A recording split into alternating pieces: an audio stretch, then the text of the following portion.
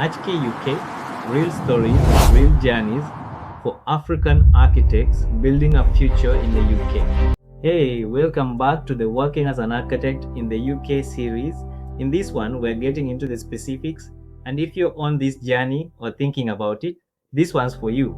We're talking about the different kinds of visas that could allow an architect to work in the UK. Alright, let's get into it.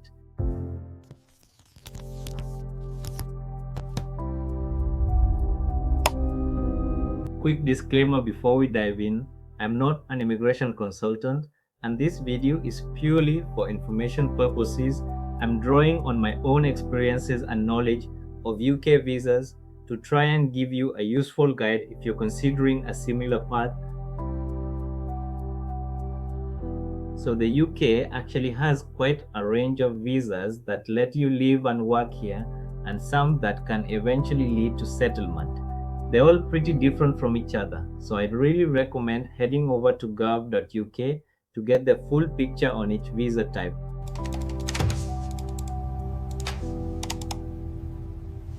The most well-known route is the skilled worker visa.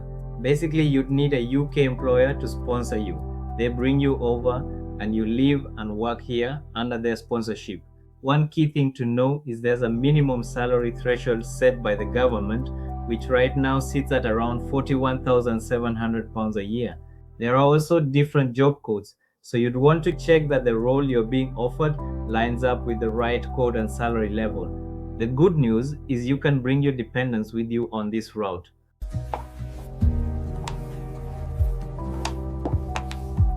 Next up is the Global Talent Visa, and this one's really interesting.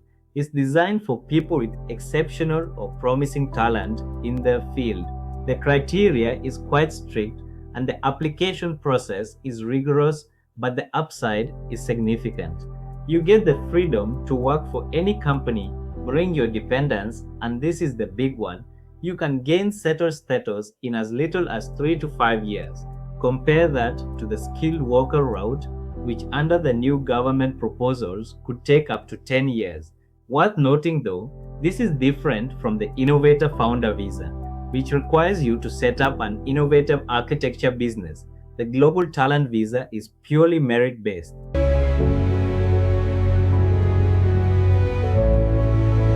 Now let's get into some of the lesser-known options, and before we do, I want to flag something important, because the visa route you choose really does shape the trajectory of your career. First, there's the Startup Visa. This one requires you to work within a registered startup for a fixed period of 6 months before you can look for work elsewhere as you move towards settlement. There's also the option of self-sponsorship, where you set up a legitimate business which then allows you to live and work in the UK with your dependents. That's often called a self-sponsorship visa.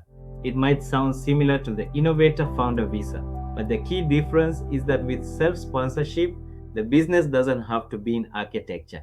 It can be any legitimate venture. By isolating the structural elements here, you can visualize the entire construction sequence. Truly remarkable. So that covers the main visa types, but there are plenty of other ways people find themselves in the UK and eventually working here. Some come to study architecture and then transition onto a graduate visa, which can open the door to a skilled worker visa. Others join a partner through a dependent or family visa. There's even a route through the armed forces within the built environment sector. But today I wanted to focus on the direct routes most relevant to the architecture profession. And here's something really important to keep in mind.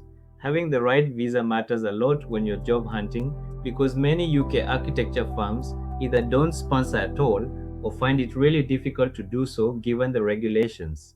That reality tends to favor candidates already based in the UK, which can feel pretty isolating if you're applying from abroad.